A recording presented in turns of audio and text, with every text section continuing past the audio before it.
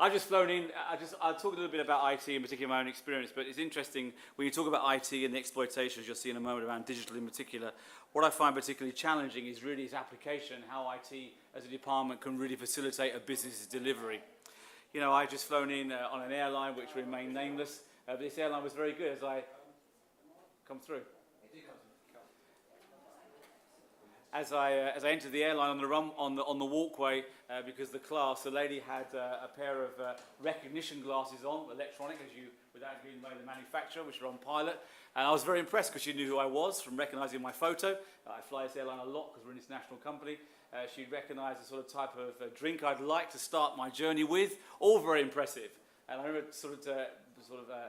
texting my friend about it. I only discovered because I landed here this morning, of course, she knew me and knew my photo. She couldn't keep my luggage with me. That's in Frankfurt. So you see, the whole concept of how we can apply technology to business processes is very important. And I guess I want to start by setting out some definitions of why I have the views I have. I've worked in the industry for 35 years. I've worked in every single sector. I've been on the board of 11 of the FTSE 100 companies. So I have some experience of what it's like to be both delivering and part of an IT conversation. And the private and public sector, although very different, I was the CIO at HMRC and Transport for London, and then obviously the CIO at huge private sector companies as well.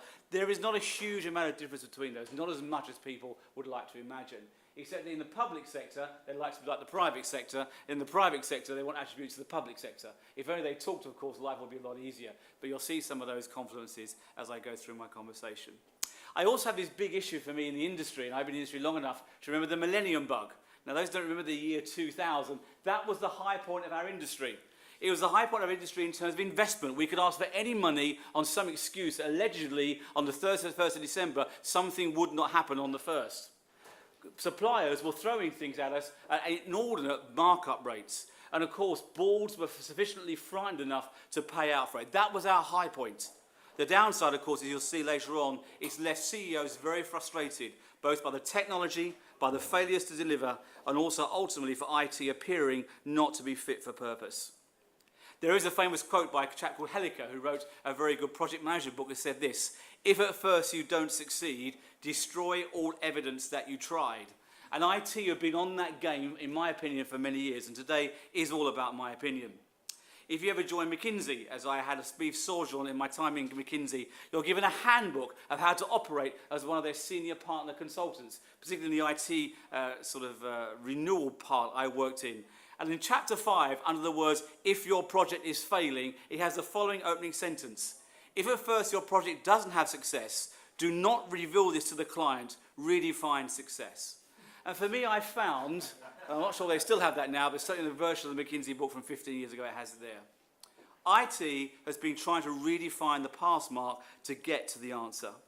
Therefore, I believe, and will contend at the moment, that IT teams are no longer as business-centric as they should be. And ultimately, of course, we cannot stay here. We have to move on, both as an industry and, most importantly, as a team. Let me give you a few points of why I believe the assertion is the IT team dead is an important one. I wrote a series of articles in the BCS magazine, IT Now, in September, which is this speech is based around. It's to challenge ourselves and our own industry about our relevance. I've been a CIO for many years. Interestingly enough, no one's ever challenged my competence, but I'm utterly unqualified. I've never cut a piece of code in my life. I could be a business leader running the toilets and be as effective as I am as a CIO. Interestingly enough, as an industry, we are one of the non-professional industries that I've worked in. Technology is ubiquitous. We have said it for donkey's years as IT leaders. Technology, commoditization, making it ubiquitous is very important. The downside of keep saying it, it turns out it's true. And when technology is ubiquitous, if you take applications or a big example, everything is as a service. What that means is businesses are now buying it direct themselves. They can buy it cheaper, they can buy it quicker, they can install it and run it much faster without the involvement of an IT team. And shadow IT, which is my second point here, which probably when I first started in my career was 10-15% of a company's spend on technology. Gartner recently released a survey based in the UK and Europe that actually runs at 45% of a company's spend on IT. Because while the IT department is agonizing about how to do IT better, The actual buyers are down the IT pound shop picking up their IT cheaper and faster because we claim, and now it is, ubiquitous. Shadow IT now is increasingly the norm, and certainly to the vexation and frustration of many of the CIOs I hang around with. Anything as a service is simple to find. I recently discovered in our marketing team, they've relaunched in Specsavers their website, which I've just taken responsibility for. Just before I took responsibility, they had a reveal period of time. Most exciting to learn what pieces of IT are happening in my own company. And they've been using a testing company, a proper testing company, something that an IT department will be very proud of. This is testing company. I can't really reveal the name in public. Happy to talk to you afterwards. This testing company can give me 50,000 testers in 24 hours notice. Should I say that again, just in case you didn't get it? This company gives you 50,000 testers globally with 24 hours notice at a quarter of the price of my current testing contract I have elsewhere in IT. So when I say to the marketing, well, so that's not standard, you see. You just sort of adopt the governance and the standards, the security and everything else, and it will be 4 times as much. You can imagine how well that conversation goes. And then we have the famous CIO versus the Chief Digital Officer.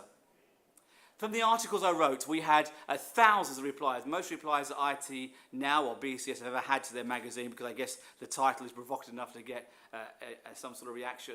90% were positive. Thank goodness someone was saying something about it. And 10% were hate mail. Mainly I noticed from CIOs or heads of IT, but leaving that to one side. What was the most reaction piece was the sentence I wrote was this. If your company or enterprise has appointed a Chief Digital Officer, you as a CIO must immediately resign, because they're about to fire you. Now let me explain that perhaps without being too difficult. In the past, if digital had come along, the CIO would have been the natural home for such a responsibility. But we have banged on about so long how difficult things are to deliver, and now the company believes us. And the exciting stuff they give to the digital officer, and the old legacy stuff they give to the CIO, because he and she has moaned about managing this huge, glacial, problematic set of applications. They say, you're right, please carry on. The exciting stuff, we'll find a new person to do. And therefore, the appointment of a CDO, I think, is a huge seminal point for any CIO, something I'll come back to in a moment. And then the use of interims and non-perms, I think, is another case where the IT department may be considered to be irrelevant or dead.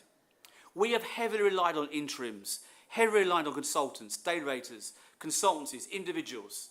And of course, in their right place, they are the right thing to have. But they've become more than 3 or 4% of any IT workforce. And therefore, we've given away our credibility. What does the business say to us? Well, if you can't attract permanent people, if you've brought an interim to advise me, where my knowledge is walking around with a month's notice on them, how can I take you seriously? Why don't I talk to them direct?